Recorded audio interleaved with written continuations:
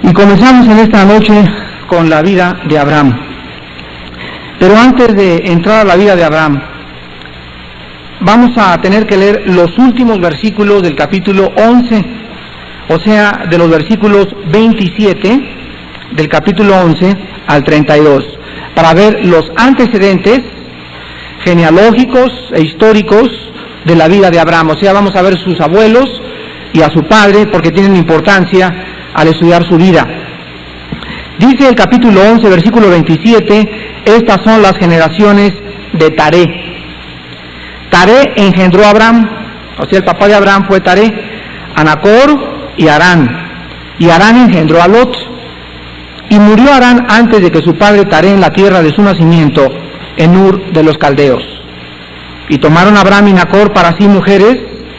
El nombre de la mujer de Abraham era Sarai, y el nombre de la mujer de Nacor, Milca, hija de Aram, padre de Milca y de Isca. Mas Sarai era estéril y no tenía hijo. Y tomó Taré a Abraham su hijo, y a Lot, hijo de Aram, hijo de su hijo, y a Sarai su nuera, mujer de Abraham su hijo, y salió con ellos de Ur de los Caldeos, para ir a la tierra de Canaán, y vinieron hasta Harán, y se quedaron allí. Y fueron los días de Taré 205 años, y murió Taré en Aram. Pero Jehová había dicho a Abraham: vete de tu tierra y de tu parentela y de la casa de tu padre a la tierra que te mostraré, y haré de ti una nación grande, te bendeciré y engrandeceré tu nombre y serás bendición. Bendeciré a los que te bendijeren y a los que te maldijeren maldeciré, y serán benditas en ti todas las familias de la tierra. Y se fue Abraham como Jehová le dijo, y Lot fue con él. Y era Abraham de edad de 75 años cuando salió de Aram.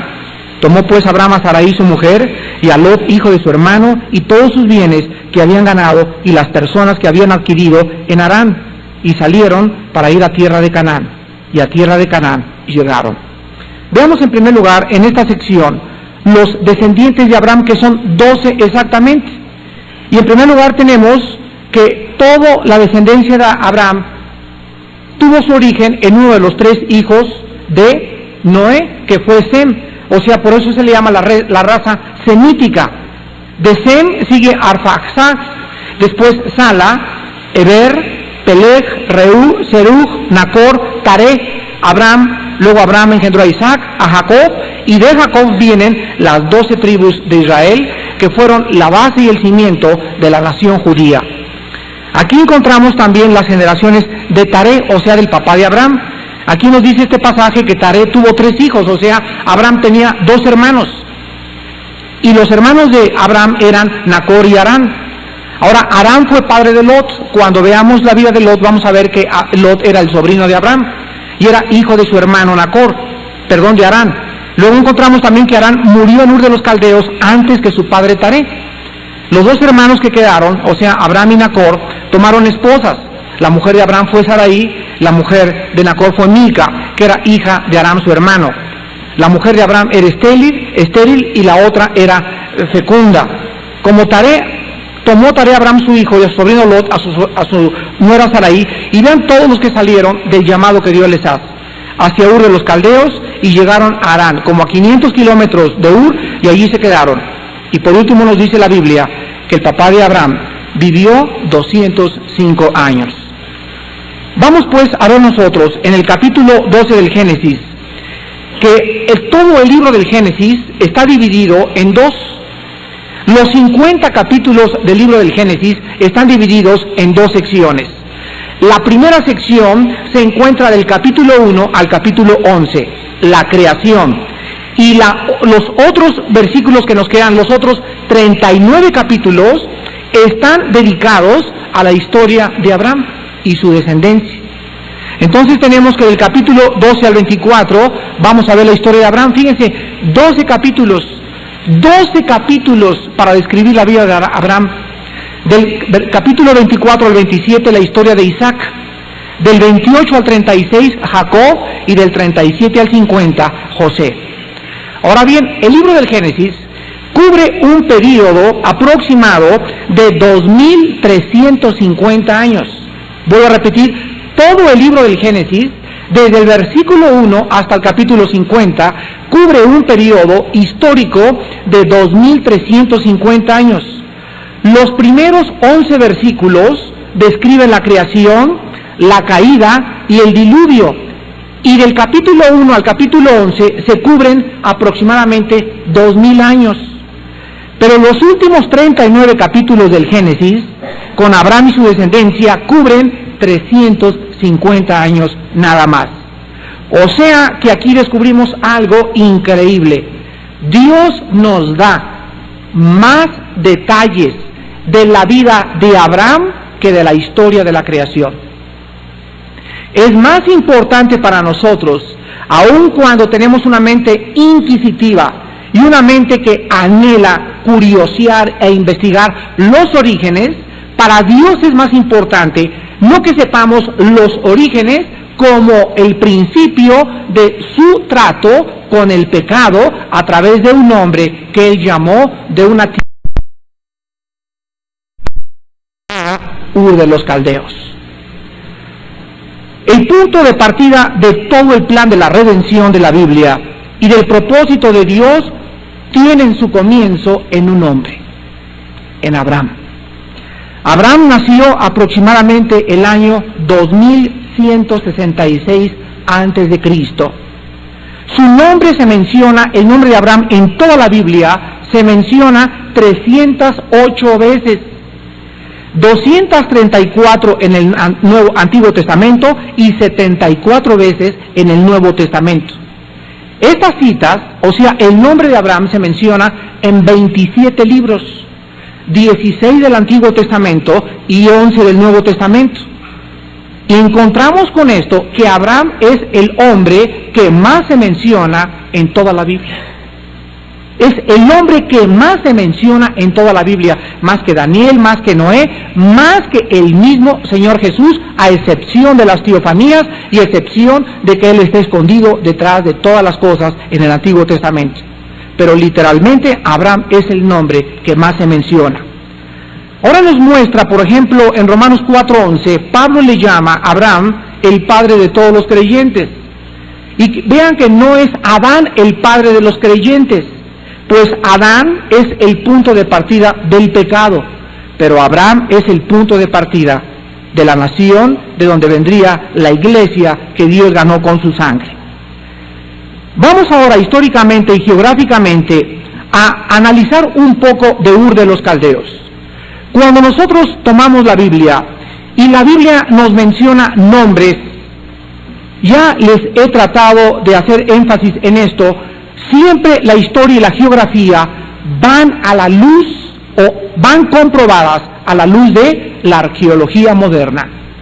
No estamos tomando el libro de Hare Krishna ni de Buda que mencionan hay ciudades que ni siquiera sabemos si existieron, sino que cuando la Biblia menciona ciudades, nosotros encontramos a la luz de la arqueología moderna que estas ciudades no son mitos, no son leyendas, no es Alicia en el País de las Maravillas, es algo que en el siglo XX está absolutamente comprobado.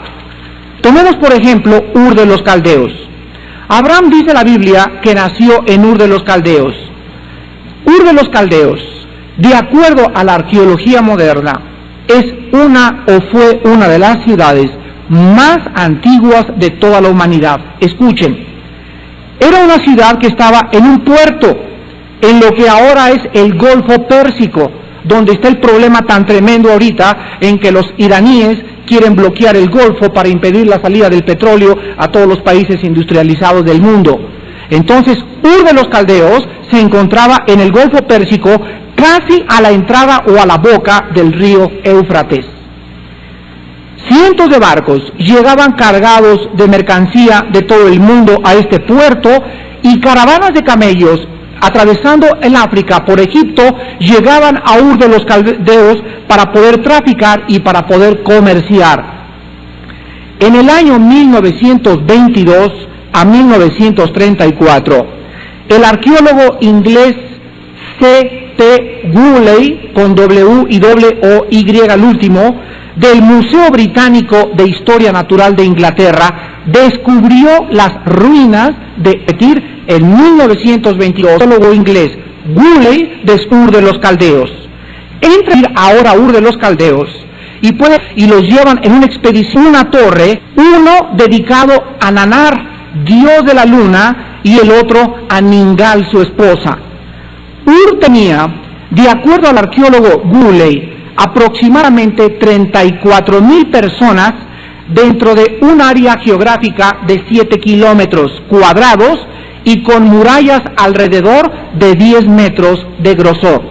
Recordemos que en la antigüedad, principalmente antes de Jesucristo, todas las ciudades del Asia y las ciudades de la Mesopotamia eran siempre construidas con murallas, porque siempre estaban esperando ataques de los enemigos. Babilonia, Ur de los Caldeos, Sidón, Tiro y todas las que actualmente son histórica y geográficamente comprobables, no existe ninguna que no haya estado amurallada.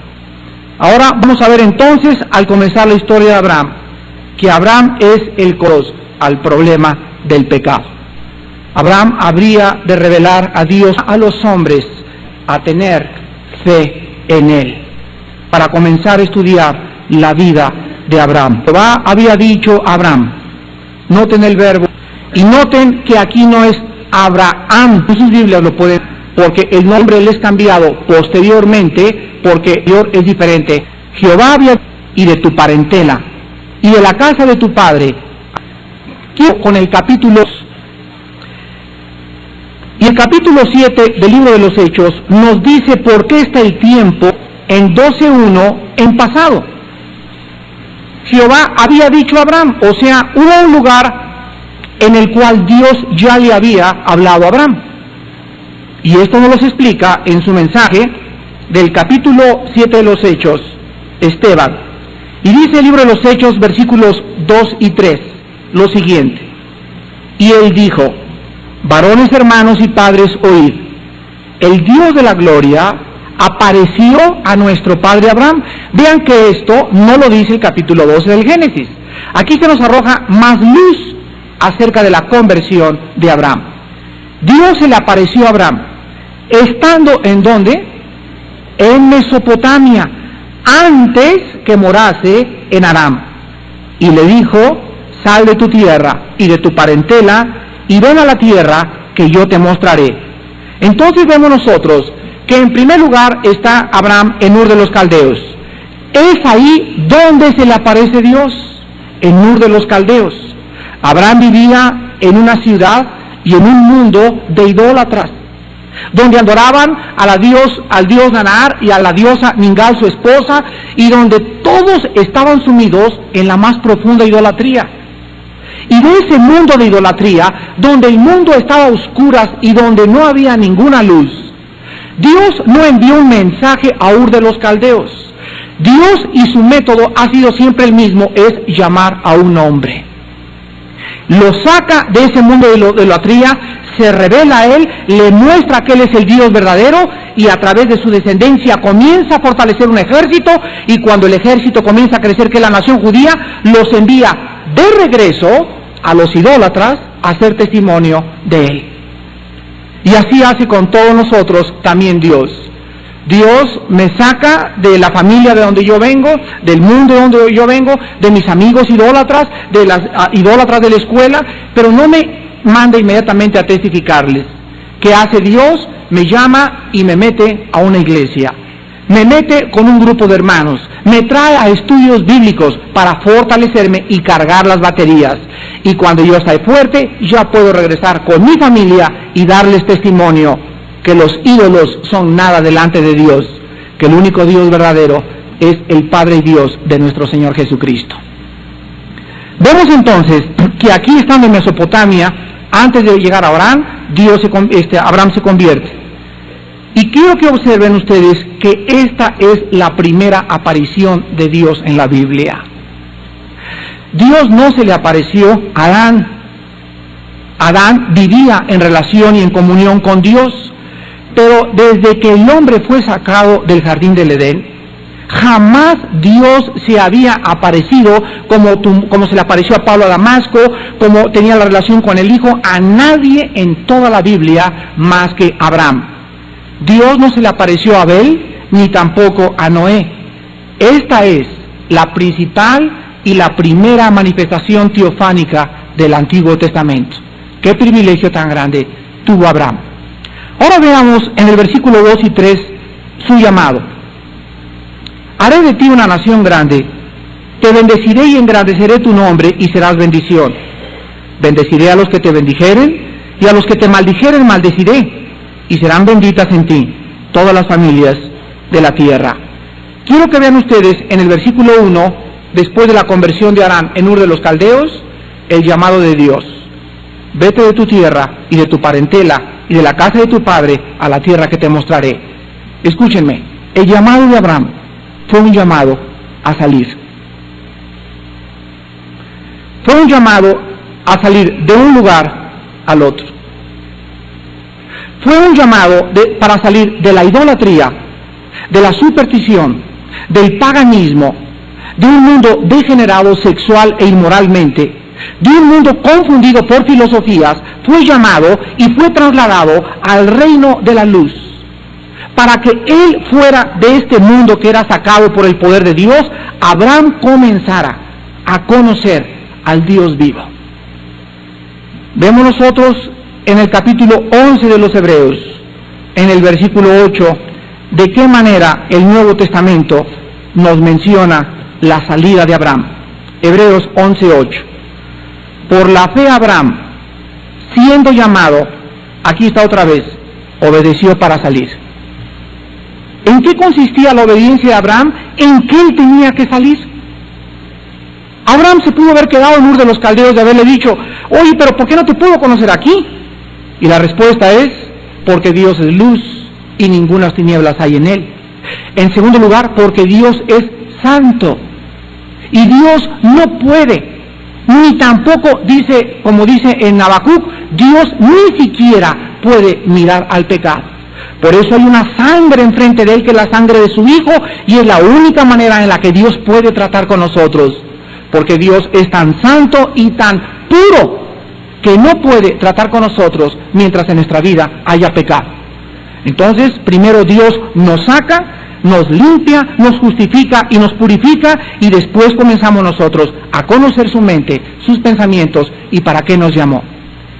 Dice la Biblia que Dios entonces le muestra a Abraham que salga, y Abraham, siendo llamado, obedece para salir. Pero vean ustedes el llamado de Dios en segundo lugar. Obedeció para salir al lugar que había de recibir como herencia, y salió sin saber a dónde iba. Cuando tú te convertiste, te dijo Dios, ¿vas a ser pastor? Ah, no, te dijo desde el primer día que te convertiste, ¿vas a ser evangelista? ¿Vas a ser predicador? ¿O vas a ser misionero en el África? A ninguno de nosotros. Yo creo que después, en mi vida personal, después de 4 años de estar yo conociendo a Dios, comencé a entender para qué me quería Dios. Pero pasaron 4 años de mi vida ahí en Acapulco y sufriendo problemas, etcétera, etcétera, y viviendo en la palabra. Yo sentía algo en mi corazón y no tenía paz en los hoteles donde trabajaba, no tenía paz en ningún lado. Así comienza el llamado. Ustedes lo están haciendo llamados a la obra de tiempo completo, así comienza el llamado. Comienzas a no tener paz en tu trabajo. No porque ya quieres vivir la obra, no. Dios no llama a ningún haragán, no llama a ningún flojo. Cuando llamó a los discípulos, ellos estaban echando las redes, estaban trabajando. Dios dice que si ahorita, antes de que Él te llame, eres un flojo y haragán, tampoco sirves para la obra de Dios. Regularmente cuando Dios llama a alguien es porque esa persona ha demostrado ya antes del llamado responsabilidad en su trabajo del mundo. Si eres infiel en el trabajo del mundo, y si eres un haragán y llegabas tarde siempre a tu trabajo y robabas dinero en tu trabajo y evadías impuestos, ¿tú crees que te va a llevar Dios para mandarte misionero? Te va a mandar de misionero posiblemente alguna disco pero no a servir. Ahora veamos nosotros, entonces, que este llamado de Abraham es un llamado a salir del mundo, y él es llamado después de la destrucción de la Torre de Babel y de la dispersión de todas las naciones. En Josué capítulo 24, versículo 2, la Biblia nos muestra que la familia de Abraham eran puros idólatras. Su mamá posiblemente adoraba a quién sabe cuántos santos, y su papá también. Les gustaban las peregrinaciones, visitaban a los muertitos en los panteones. Bueno, la familia de Abraham era una familia como las que muchas veces todos nosotros hemos tenido por la ignorancia que hay en sus corazones. Dice en Josué 24:2, y dijo Josué a todo el pueblo, así dijo Jehová Dios de Israel, vuestros padres habitaron antiguamente al otro lado del río, esto es, vean a quién menciona, al papá de Abraham, Taré, padre de Abraham y de Nacor, y servían a dioses extraños. Vean ustedes el paralelismo, mis queridos hermanos, tan asombroso en el llamado, en el método y en todas las cosas que desde el principio en el Génesis existen en el Padre de los creyentes y con todos nosotros. ¿Qué dice Primera de Pedro capítulo 1? Porque antes vosotros, estando en vuestra ignorancia, seguías y hacías la voluntad de vuestros padres, pero ahora habéis sido comprados por precio, glorificar a Dios pues en vuestro cuerpo.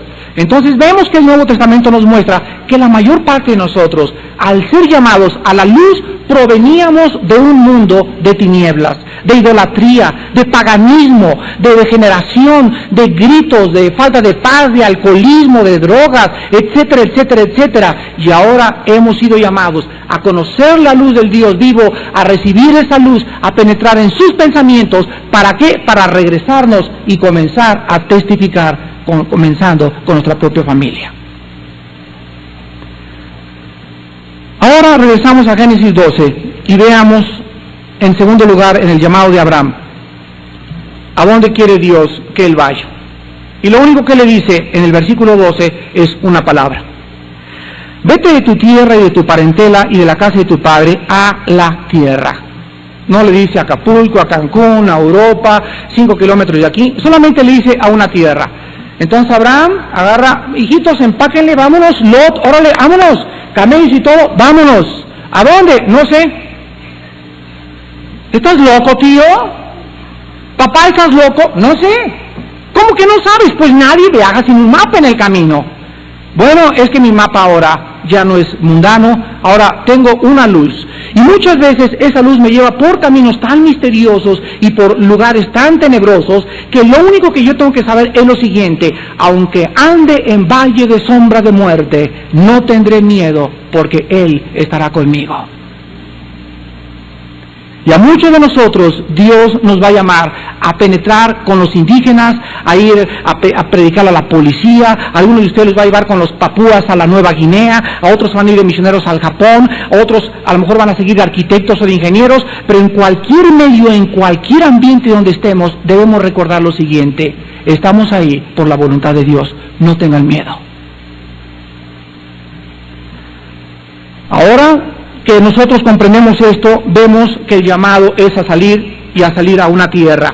Los que están tomando el estudio, el reposo de Dios, los domingos, hemos explicado que Dios le dice a Josué: quiero llevarte a esa tierra. Fíjense ustedes que Abraham no llegó a esa tierra. Pasaron 700 años para que los descendientes de Abraham llegaran a esa tierra. Abraham murió sin haber recibido lo prometido.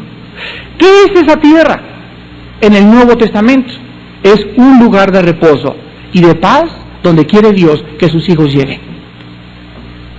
Entonces, todo el Antiguo Testamento está vinculado y está unido con una promesa a una tierra.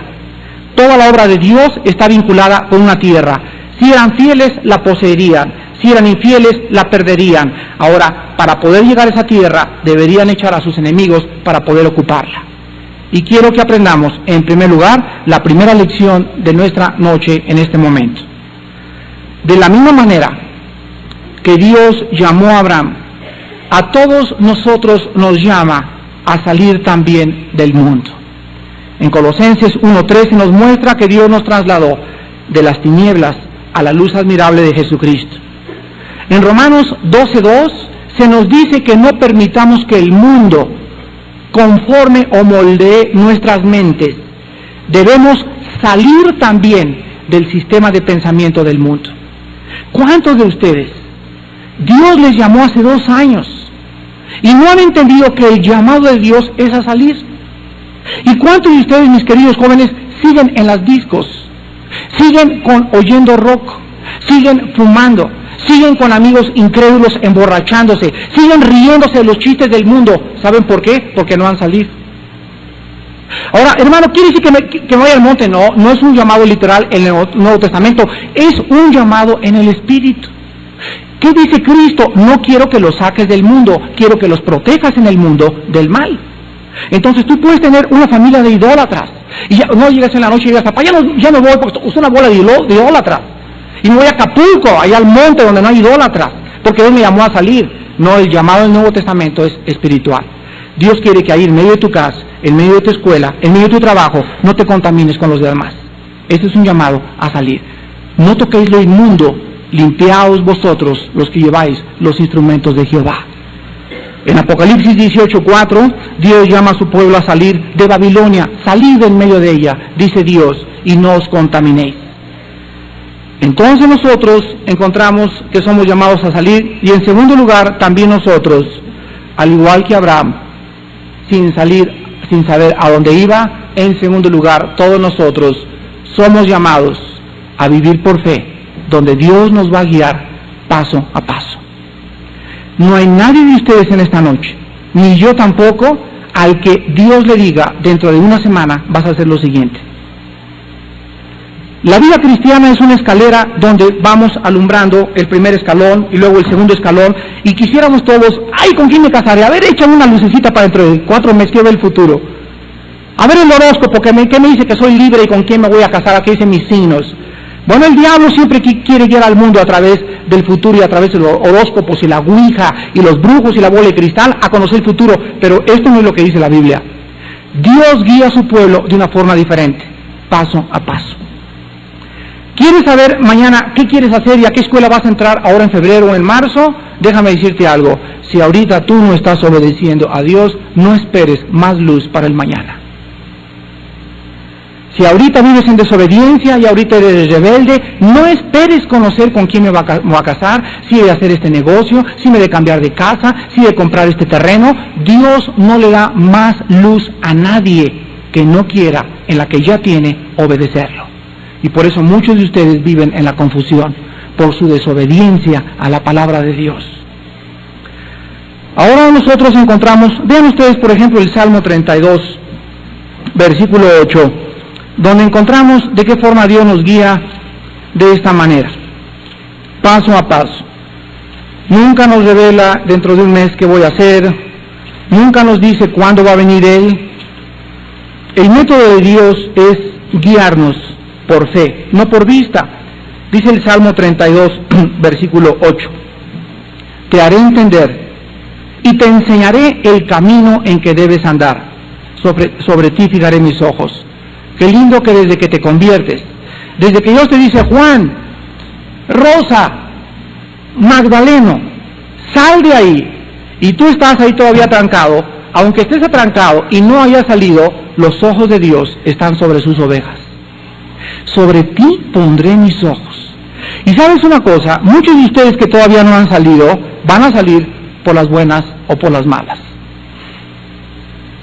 Dicen que un proverbio chino, que un chino no puede traer a un caballo al agua, pero 100 chinos no lo hacen beber. Contra la voluntad del hombre nadie puede más que el poder del Espíritu Santo. Cuando alguno de ustedes se encapricha, pues yo nada más quiero ser cristiano de cada lunes en la noche, yo nada más quiero hacer esto y el otro, o pues me voy a casar con este muchacho aunque no quiera a mis papás y aunque no quiera a nadie, y voy a hacer este negocio, y voy a hacerme de 10 millones ahora que entra el nuevo gobierno, voy a robar más que todos, y cuando comienza el corazón del hombre a ver estos pensamientos, no le queda a Dios más que la disciplina, porque la promesa está en que Él nos va a hacer entender. Vean ustedes lo que dice el versículo 9. No seas como el caballo, o como el mulo, o la mula, sin entendimiento ¿de qué? de lo que Él quiere para tu vida. Ahora, ¿quieres ser mulo? Dice Dios. ¿Quieres ser caballo? Muy bien, dice el versículo que sigue. Entonces te voy a tener que sujetar con cabestro y con freno, porque si no, no te vas a acercar a mí. ¿Ya se dieron cuenta? Primero Dios usa la palabra y después usa lo que usan los caballos. Los caballos, yo voy arriba de un caballo y qué curioso, ¿verdad? Que el caballo en el paladar tenga un huequito donde el freno es así como un puentecito, y al jalar el freno se le encaja al caballo en el paladar, y no se imaginan el dolor que cuando tú le jalas la rienda a un caballo. Veo niños en Chapultepec, me dan tanta lástima los caballos que rentan en Chapultepec, ya en la Marquesa, están los niños, y le jala al caballo, y el caballo parece que no, pero no se le ven los ojos, pero si pudiera gritar y pudiera llorar, el caballo estaría pero derramando lágrimas del dolor que le causa cada vez que le jalan las riendas.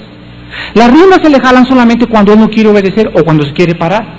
Ahora, ¿por qué? Me decía un niño una vez, ¿por qué, hermano, hay que causarle dolor al caballo? ¿Por qué no hay caballito, párate? Y se para el caballo. Caballito, vámonos, porque es un bruto. Es un animal.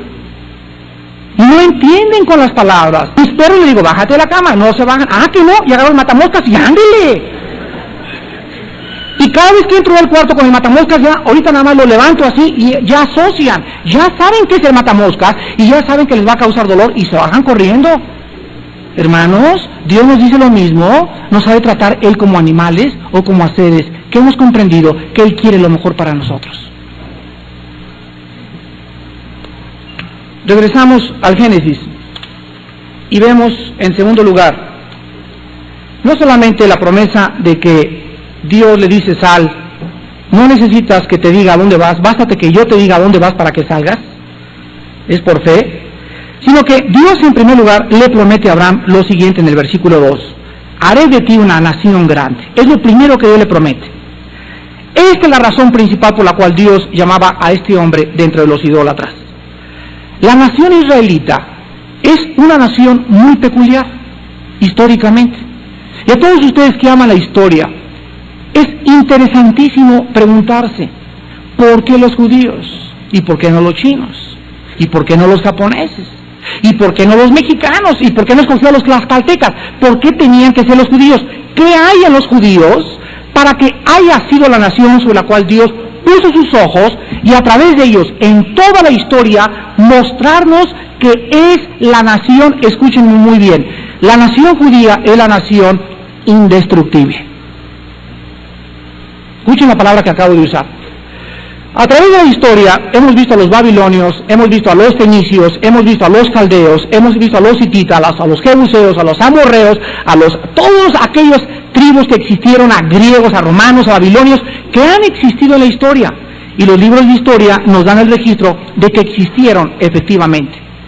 Pero qué curioso, todas estas naciones han surgido y se han desvanecido y destruido bajo las arenas del desierto. Pero sin embargo, junto con todas estas naciones, había también una nación que se llamaban los judíos.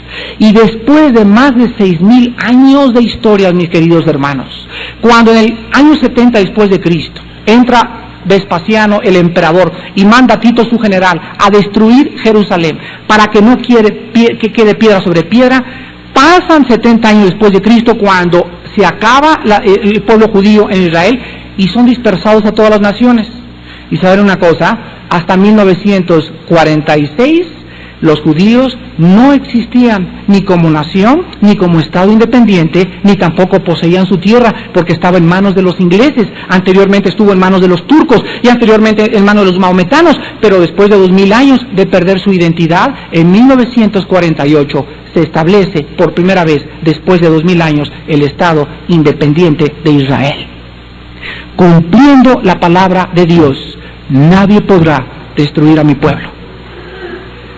Vamos a responder esta pregunta, ¿por qué los judíos? Y yo les quiero contestar con otro silogismo. ¿Y por qué no? Y si hubieran sido los mexicanos, me hubiera dicho lo mismo. ¿Y por qué no los gringos? ¿Y por qué no los italianos? ¿Saben una cosa? La cuestión es que Dios escogió un pueblo. Ahora, en esa época era el pueblo más pequeño. Era el más insignificante de todos. Era un puntito Israel en el desierto.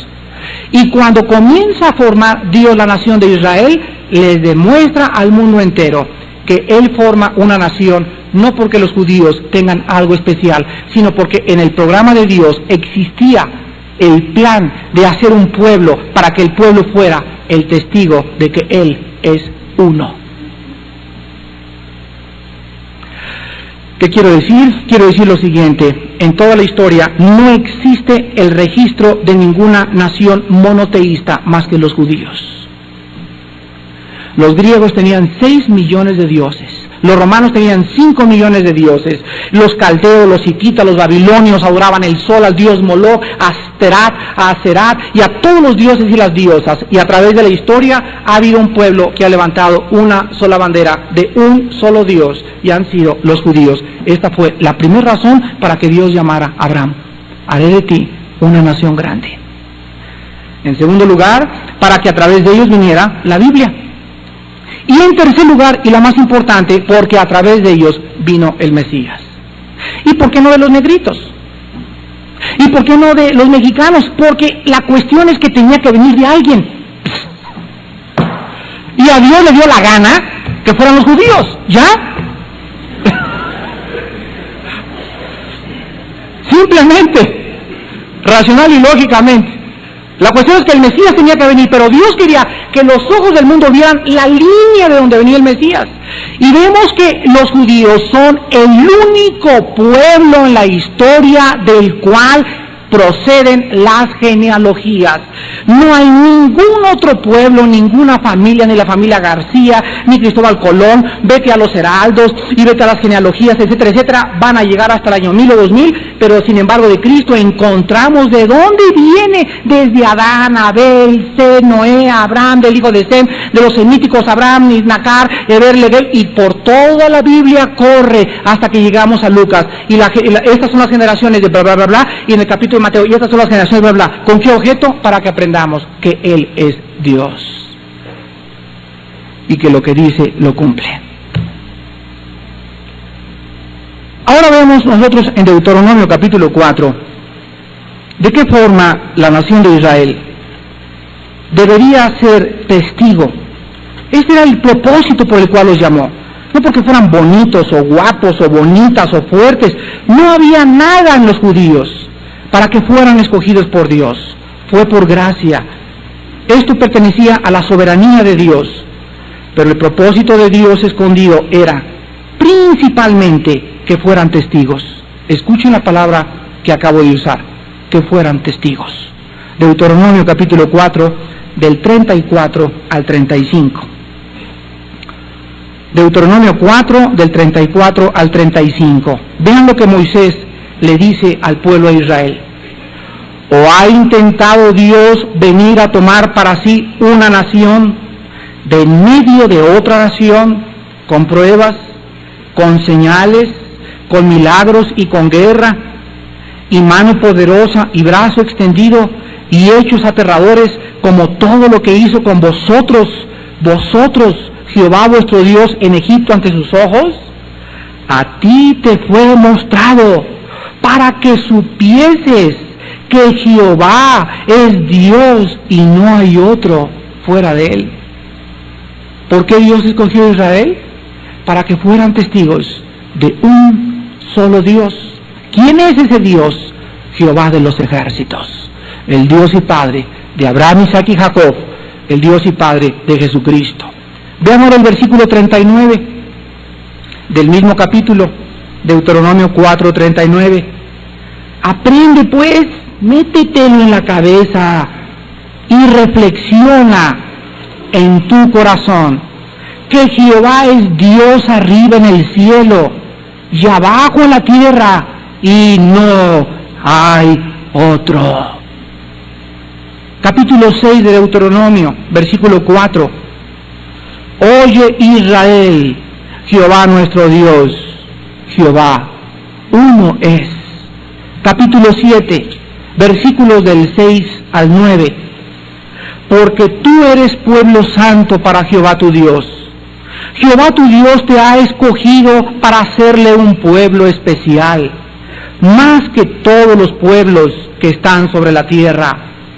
No por ser vosotros más que todos los pueblos os ha querido Jehová y os ha escogido, pues vosotros erais el más insignificante de todos los pueblos, sino por cuanto Jehová os amó y quiso guardar el juramento que juró a vuestros padres, os ha sacado, ahí está otra vez la salida, os ha sacado Jehová con mano poderosa y os ha rescatado de servidumbre de la mano de Faraón, rey de Egipto.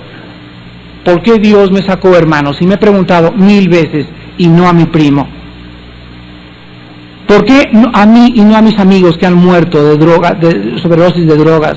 Otros están en la cárcel, otros se han divorciado, etcétera, etcétera. ¿Por qué yo? ¿Por qué a mí me escogió Dios? ¿Por qué te escogió a ti? ¿Qué había en mí? ¿Qué había en ti? No había nada. Pero entonces, ¿cuál era el propósito de Dios? ¿Es que yo era muy bueno antes? No. ¿Es que yo le daba limosnas a las monjitas? Tampoco. ¿Es que Dios vio en mi corazón que yo iba a ser un gran predicador? Tampoco. Porque no hay ninguna habilidad de mi antigua vida que le sirva a Dios. Al revés, cuando un hombre con habilidades llega a Cristo, Dios tiene que matar primero sus habilidades para recordarle que es el poder de Dios y no sus habilidades. ¿Por qué nos llamó?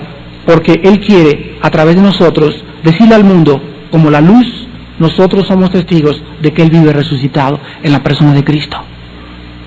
De que hace 2000 años murió y extendió sus manos en la cruz del Calvario, y ahora yo soy testigo en mi corazón, mi espíritu me lo ha dicho, que Él vive.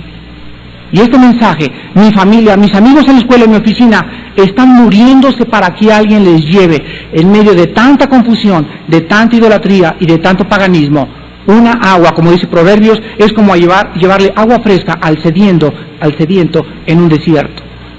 ¿Para qué crees que te llamó Dios? ¿Cuántos de ustedes siguen ahí aplastados en sus lugares, en sus casas, de su casa al estudio, del estudio a su trabajo? En su trabajo ni hablan de Cristo, en el camión ni hablan de Cristo, ni han ganado almas y hasta vergüenza les da de hablar de Él.